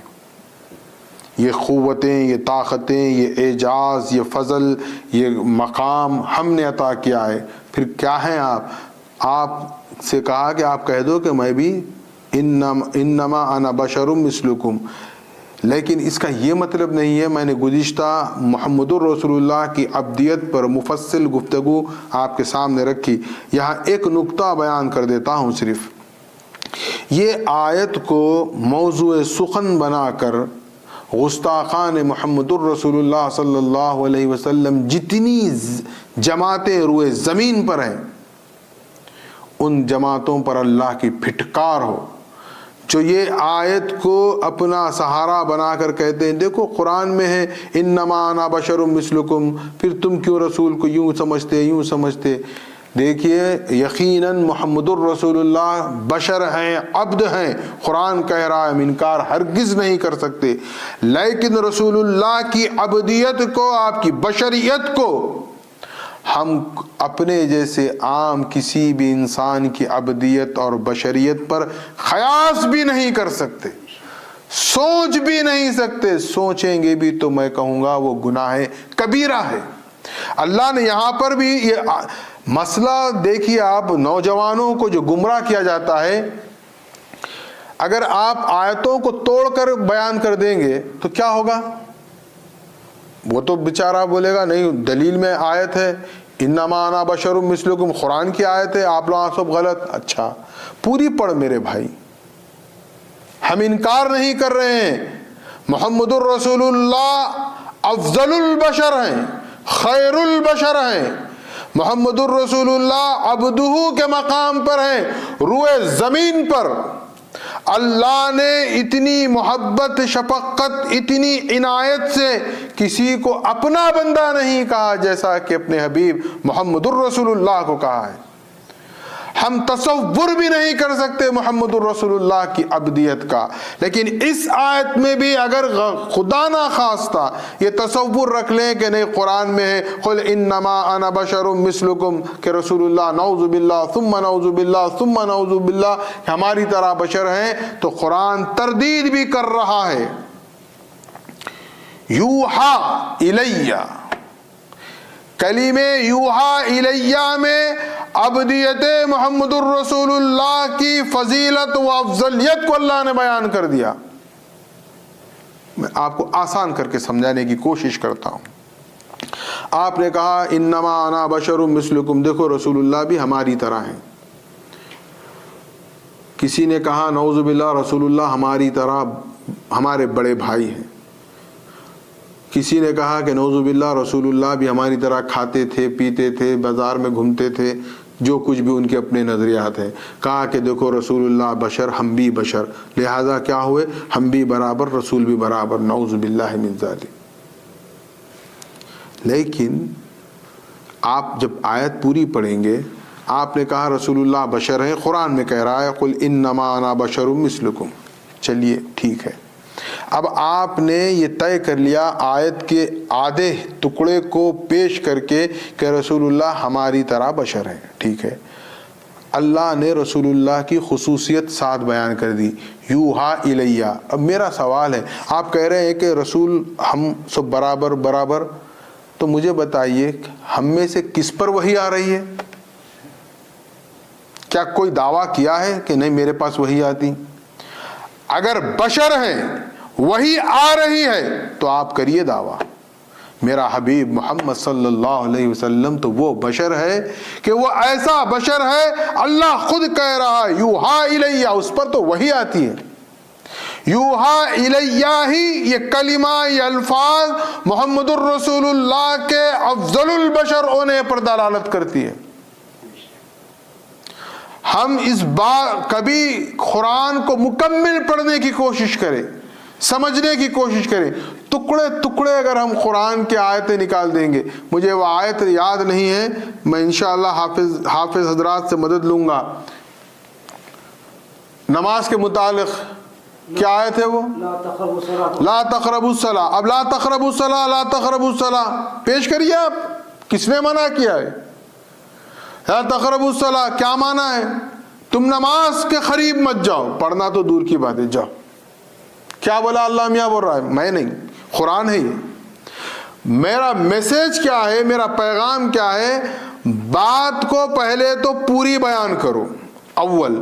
دوسرا اس کا مالہ و مالے بھی بیان کرو۔ لا تقربوا الصلاۃ، تو کیا کرنا؟ فتویٰ دے دینا قرآن کے مطابق۔ نماز پڑھنا تو پڑھنا دور کی بات ہے، قریب مت جاؤ بول رہا اللہ میاں۔ اب آپ بولیں گے زیادتی ہو جا رہی، زیادتی یہ آپ کا طریقہ ہے، میرا طریقہ نہیں ہے۔ انما انا بشر مثلکم پر روک کر آپ پوری نوجوان نسل کو گمراہ کر دیے۔ تو چلیے میں آپ کے مطابق چلتا ہوں، آپ کے جو رولز ریگولیشن ہے میں اس کے مطابق بات کرتا ہوں، لا تقربوا الصلاۃ پہ چلتا ہوں میں۔ آپ بولیں گے نہیں وانتم السکارا بھی پڑھا، اچھا اب بات سمجھ میں آئی۔ آپ کہیں گے نہیں لا تقربوا الصلاۃ وانتم سکارا، کہ آپ نماز کے قریب مت جاؤ جب آپ حالت نشہ میں ہو۔ تو میری گزارش ہے، میری بہت हम्बल रिक्वेस्ट है, बात करो, पूरी करो बस।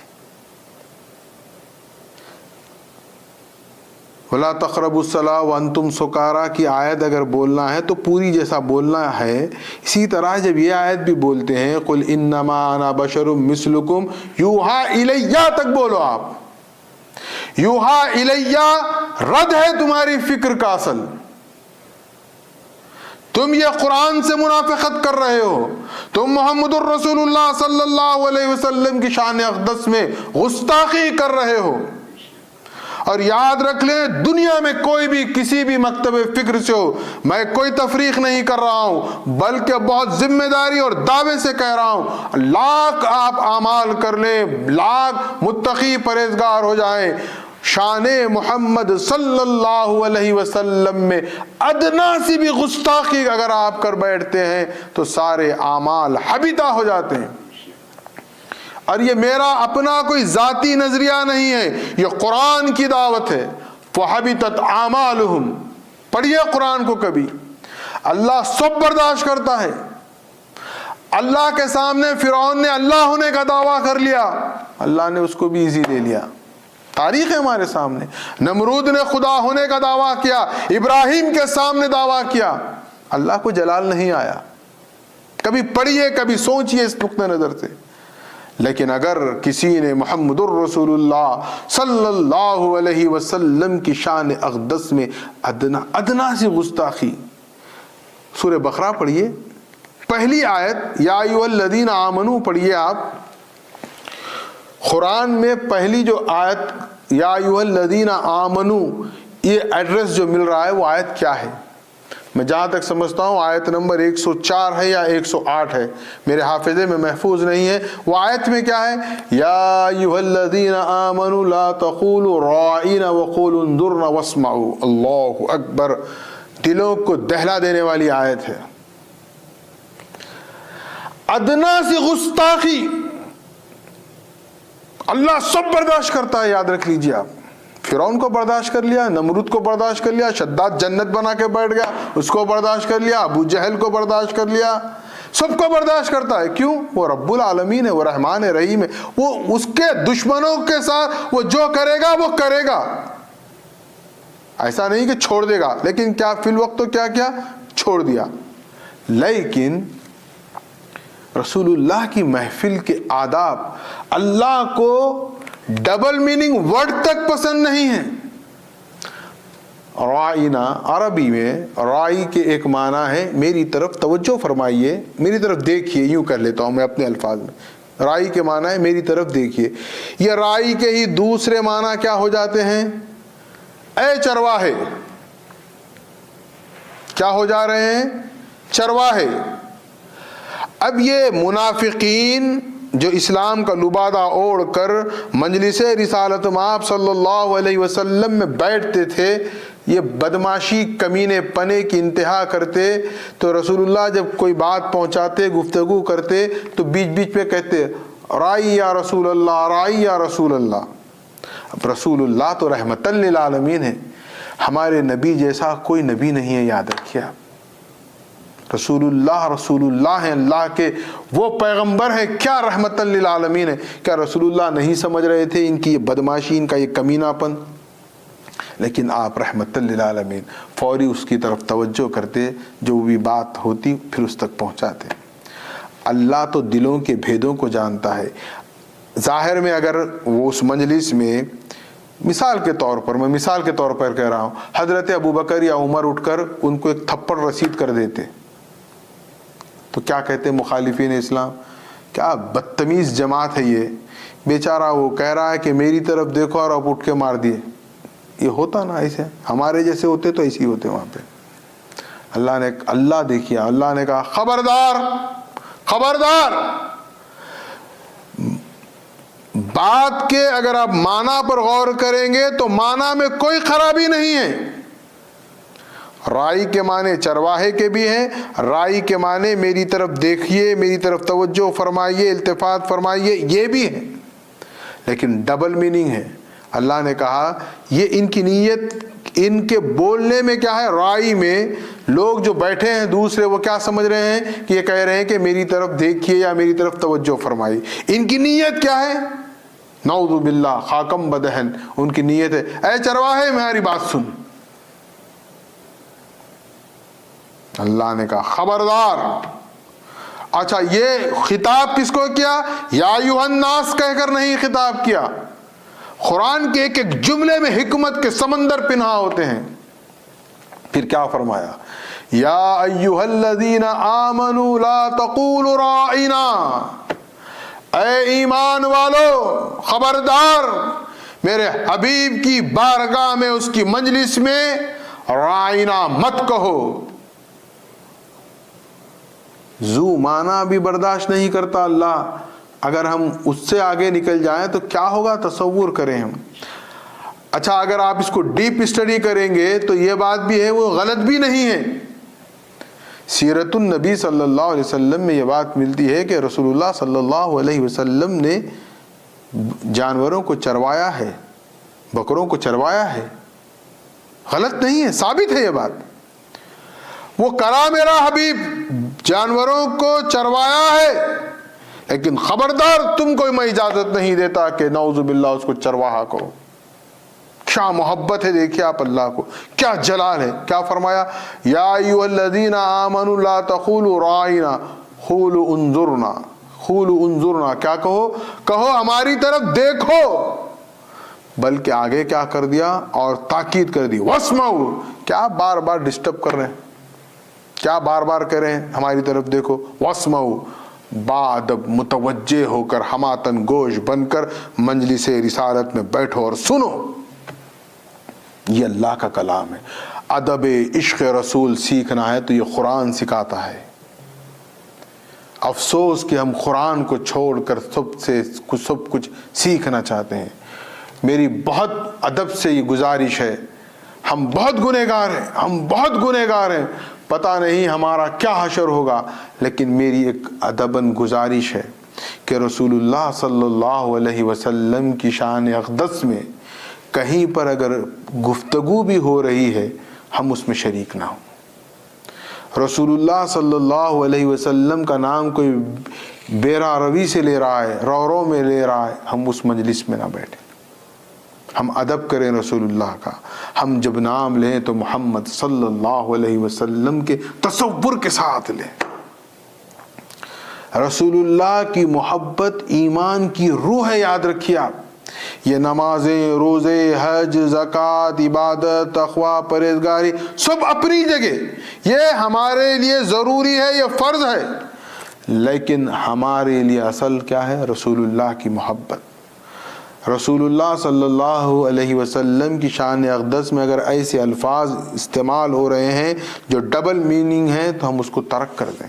کوشش کریں کہ اللہ پروردگار ہماری زبان سے، ہمارے کوئی فعل سے، ہمارے کوئی عمل سے محمد الرسول اللہ صلی اللہ علیہ وسلم کی شان اقدس میں ادنا سے بھی گستاخی نہ ہو. اور یہ جو آیت کا سہارا لے کر نوجوان نسلوں کو گمراہ کیا جاتا ہے کہ قل انما انا بشر مثلکم، میری گزارش ہے کہ آیت پوری پڑھتے ہوئے کہیں قل انما انا بشر مثلکم یوحی الی انما الہکم الہ واحد. یہ میرے لیے یہ آیت بہت میری ذاتی طور پر میرے لیے بہت اہم ہے. ایک وقت تھا میری زندگی کا، میں مکتب اہل حدیث سے بہت متاثر تھا. اہل حدیث علماء کی مجالس میں جانا، ان کے ساتھ رہنا، اب یہ سمجھتا تھا میں بھی کہ بہت بات سچی کر رہے ہیں. ایک مرتبہ اہل حدیث مقرر آج بھی وہ بقید حیات ہیں، انہوں نے پوری تقریر اسی آیت پر کی قل انما انا بشر مثلکم، اور بڑے دلائل دے کر انہوں نے کی. یقین مانیے میں بہت زیادہ متاثر ہو گیا. میں بالکل حق بات برجستہ کہہ رہا ہوں. لیکن میرے ساتھ اللہ کا ایک فضل تھا. پوری تقریر گھنٹے 1.5 گھنٹے کی پوری دماغ میں میرے محفوظ ہے. آج بھی اگر آپ پوچھیں گے تو میں تقریر کرنے تیار ہوں. اتنا میری بریفنگ ہو گئی اور میں بولا کہ یہ سب بالکل یہ لوگ بات صحیح کر. ہمارے پاس ایک طریقہ تھا. ہمارے والد بزرگوار کبھی ان محافل مجالس میں جانے سے منع بھی نہیں کرتے تھے، لیکن ایک کام کرتے تھے، رات میں ملاقات کا پوچھتے تھے کیا مولانا کیا سیکھ کے آئے، دین پوچھتے تھے. ان کا ایک اسٹائل تھا، وہ اسٹائل میں پوچھتے تھے مولانا کیا ہے، کیا دین سیکھ کے آئے. اب ہم تو اہل حدیث ذہن سے بہت زیادہ متاثر، اب پورے ان کے فیور میں بات کرتے. اچھا ٹھیک ہے ذرا ایک کام کر، ذرا میرے پیر دبا. پیر دباتے دباتے کر بولتے تھے، لیٹ جاتے تھے. اب ہم پیر دباتے ہوئے نہیں بابا انہوں یہ صحیح بولے، بابا یہ صحیح ہے، دیکھو یہ دلیل ہے وہ دلیل ہے. تو بولے اچھا کیا مسئلہ کیا ہے، کیا سمجھ میں آیا تیرے کو، یہ بول میرے کو بولے. ان کے بالکل میں اسی انداز میں بات کر رہا ہوں. کیا بولے، کیا سمجھ میں آیا ذرا بول میرے کو. مولا دیکھو سورہ کہف کی آیت ہے قل انما انا بشر مثلکم. تو کیا سمجھا تم؟ میں بولا یہ میں سمجھا کہ رسول اللہ صلی اللہ علیہ وسلم بھی نعوذ باللہ ہماری طرح بشر ہیں. تمہارے مولانا ایسی بولے، تمہارے مولانا یہی سمجھائے، یہی سمجھائے. اور کیا بولے، نہیں یہ بولے رسول اللہ شادیاں کیے، رسول اللہ بچے پیدا کیے، رسول اللہ کھانا کھائے، رسول اللہ کا خون نکلا. پورے چیزیں بالکل سالڈ انداز میں، پورا مائنڈ پورا میرا بریفنگ ہو چکا تھا. جو بولے اچھا پھر پڑھ. بولے اب رٹے ہوا تھا میں جب وہ آیت قل انما انا بشر مثلکم. بولے ارے بابا میں پوری پڑھو بول رہا ہوں آیت، تو آدھی پڑھ رہا. بولے بولا نہیں اتنی آیت کبھی ہم بھی نہیں دیکھے. سچ پوچھا جائے سنی سنائی ایسے ہوتے دیکھیے آپ. یہ میرا سیلف ایکسپیرینس میں آپ کے سامنے رکھ رہا ہوں. نہیں اتنی آیت، اچھا ایسا ایک کام کر وضو کر کے آ، قرآن لے کے آ، میرے کو بھی بتاؤ آیت کہاں ہے، میں بھی تو سمجھوں. آخر جوش الگ ہوتا ہے. قرآن لے کے آئے. بولے کھول، قرآن کھولے، پڑھ. بولے پڑھے قل انما انا بشر مثلکم. بولے آیت ختم ہو گئی کیا؟ پہلا سوال نہیں ہوئی. بولا میں اچھا پھر پوری پڑھ، ڈنڈی کیوں مار رہا، پوری پڑھنا کیا، پوری پڑھ. بولے پوری پڑھا میں قل انما انا بشر مثلکم یوحی الی انما الہکم الہ واحد فمن کان یرجو لقاء ربہ فلیعمل عملا صالحا ولا یشرک بعبادۃ ربہ احدا. بولے ہو گیا، پڑھ لیا. کیا سمجھا؟ پوچھے کیا سمجھے؟ انما انا بشر مثلکم سمجھے ہوئے، بس اب کچھ سمجھ میں بھی نہیں آتا. بولے ایک کام کرو پورا پڑھو، میں ترجمہ کرتا ہوں، تم ایک ترجمے کا قرآن بھی رکھو. کیسا؟ قل انما انا بشر مثلکم، آپ کہہ دیجئے کہ آپ انا بشر، میں تمہاری طرح بشر ہوں. ترجمہ آگے پڑھو. بولے یوحی الیہ، مجھ پر وحی آتی ہے. اب جب مجھ پر وحی آتی ہے پر آئے یوحی الیہ پہ، تو انہوں نے کہا یہ یوحی الیہ انا بشر مثلکم کی عظمت کو بیان کر رہی ہے. آدھی آیت آدھا دین غارت کا گڑھا ہے. پوری آیت پڑھو، پورا دین سمجھو، پھر اس کے بعد اعتراض کرو. اگر یوحی الیہ سمجھ جاؤ گے تو بشریت رسول اللہ بھی سمجھ جاؤ گے. اور انہوں نے اس دن تاکید کی آپ جس کو سنتے سنیے، جہاں جاتے جائیے، جس سے ملتے ملیے. ایک چیز ہمیشہ یاد رکھنا، میں منع نہیں کروں گا، روکوں گا نہیں، لیکن یاد رکھو رسول اللہ کی شان میں گستاخی کا جہاں پہلو آ جائے وہاں پر تم الجھنا نہیں، بالکل اپنے آپ کو خاموش کر لینا، کہیں ایسا نہ ہو کہ تم بھی گستاخ رسول ہو جاؤ. رسول اللہ کا مقام و مرتبہ انما انا بشر مثلکم پہ قرآن آیت ختم نہیں ہوتی، یوحی الیہ پہ ختم ہوتی ہے. پھر خیر زندگی کا سفر طے کرتے گئے، اہل حدیث سے آگے بڑھ کے ہم اہل قرآن بھی ہو گئے تھے. یہ کیا ہوتا، ایک بار بچہ گھر سے باہر نکلتا تو اب اس کے بعد کوئی گھر پسند نہیں آتا اس کو. پہلے دیوبندی، پھر تبلیغی، پھر اہل حدیث. میں اس لیے مجھے بڑا تعجب ہوتا ہے جب بچوں کے بارے میں سنتا ہوں یا لوگوں کے بارے میں کہ یہ بیچارے ہیں، وہ کہتا ہوں میں، کیونکہ یہ ٹریول میں کر چکا ہوں، سیلف یہ ٹریول میں کر چکا ہوں. پہلا اسٹیپ نکلتا تو کیا ہوتا، بریلویت کی طرف جاتے، درگاہ والے جس کو کہتے ہیں، اس کا سیکنڈ اسٹیپ کیا ہوتا ہے؟ دیوبندیت کی طرف جاتے، تبلیغی جماعت کی طرف جاتے. اس سے آگے بڑھ کے تھوڑا اور ماڈرن اور اسٹرانگ ہونے کے لیے اہل حدیث ہوتے. اس سے اور دیندار ہونے کیا ہوتا؟ اہل قرآن ہوتے. اس کے بعد کیا ہوتے؟ اس کے بعد بھی ہوتے. اس کے بعد میں ہمارے لکھنؤ کے وقت وزیر ہو گئے، کیا نام، جتیندر، بہرحال مجھے نام یاد نہیں آ رہا، ملحد ہو جاتے، کافر ہو جاتے، مشرک ہو جاتے. یہ سٹیپس ہیں. تو آپ یاد رکھیے یہ ٹریول کرنا غلط نہیں ہے. ٹریول کو غلط طور پہ دماغ میں بٹھا لینا یہ ایمان کا خرابہ ہے. آپ مہدوی پیدا ہوئے ہیں، اللہ کا احسان مانیے، اس کا شکر بجا لائیے. مہدی علیہ السلام نے صرف اور صرف اللہ کی محبت کو رکھا ہے. آپ آج دیکھیں ہم جس دور میں گزر رہے ہیں، ہم امریکہ میں ہیں، یہاں کے نوجوانوں کے بھی سوال کیا ہے؟ وہی چنچل اڑے کے سوال. یہاں میں چاہتا ہوں سوال ہو لیو ان ریلیشن پر. یہ بچوں کا پرابلم ہے. یہاں پہ لیو ان ریلیشن پر سوال ہونا چاہیے، گے پہ سوال ہونا چاہیے، لیسبین پر سوال ہونا چاہیے. اگر میں ان ٹاپک پر اگر کبھی بات کروں گا تو کہیں گے یہ گندے باتیں کرنے کا مقام نہیں ہے، یہ بالکل سیکریٹ ہے، یہ پرائیویٹ باتیں. یہ پرائیویٹ کچھ بھی نہیں ہے. اصل قرآن میں ہے، گے کے بارے میں بھی ہے قرآن میں، لیسبین کے بارے میں بھی ہے قرآن میں. ہم تو بس طوطے کی طرح قرآن پڑھتے ہیں تو ہمیں کیا اندازہ ہے.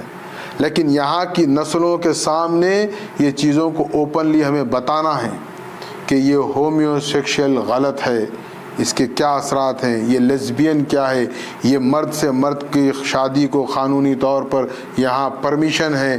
یہ تمام چیزیں ہمارے بچے جو اس میں ملوث ہو رہے ہیں. میری نظر میں ہماری قوم کے بچے، مجھ سے اگر کوئی پوچھے تو وہ معصوم ہیں بیچارے. کسی بھی طریقے سے میری نظر میں وہ بچے مورد الزام نہیں ہیں، وہ معصوم بچے ہیں. پھر کون گنہگار ہے، کون خراب ہے؟ میں گنہگار ہوں، میں خطا کار ہوں، ہم بڑے گنہگار ہیں. ہم اپنے بچوں سے کبھی ان ٹاپکس پہ بات نہیں کرتے. اب وہ بیچارے کو اگر لا کر بٹھاتے تو پہلا سوال کرتا انہیں، امریکہ میں ہے، سوال ہونا چاہیے دوسرے ٹاپکس پہ. سوال کرتا چھٹی فرض کیسا پڑھتے؟ ارے بابا چھٹی کی ساتویں کی بعد میں بات کریں گے، پہلے دوسری تو بات کر. وہ نماز پڑھنا نہیں پڑھنا، یہ کب تک پڑھنا نہیں پڑھنا؟ آپ دنیا کے لیے اے آئی کے دور میں پہنچ گئے آپ، تو آپ اے آئی کے معیار کے سوال کریے دین سے ریلیٹڈ. وہیں اٹکے ہوئے ہم بس اسی تالاب میں ہیں. اور وہ سوال بھی برائے سوال ہیں، ٹائم پاس سوال کرتا ہوں میں اس کو.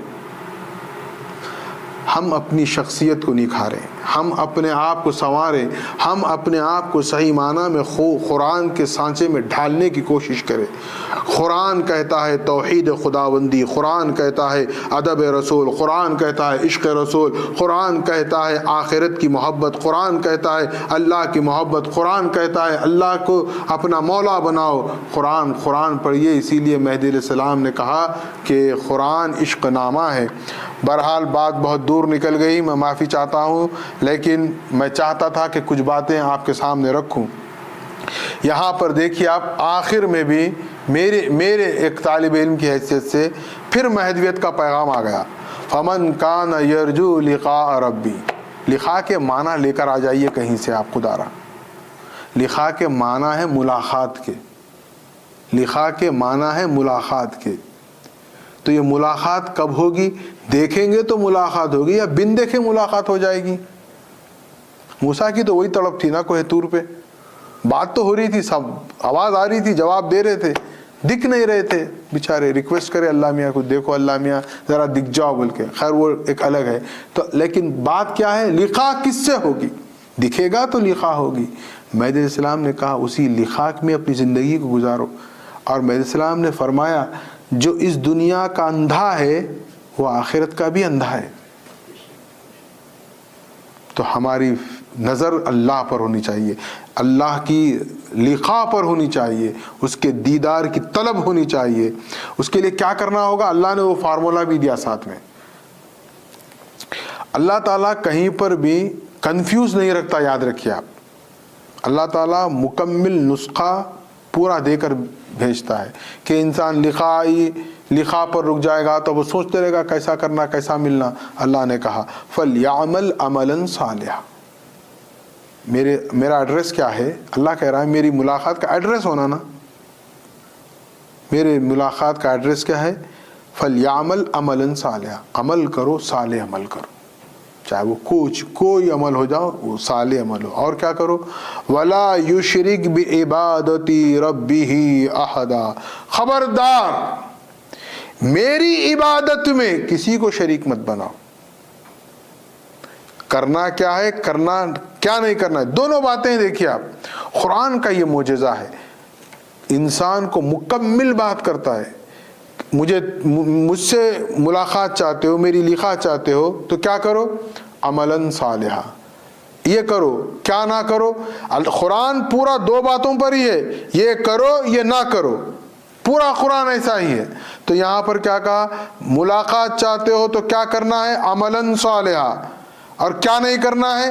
وَلَا يُشْرِكْ بِعِبَادَتِ رَبِّهِ أَحَدًا. وآخر الدعوانا الحمد للہ رب العالمین.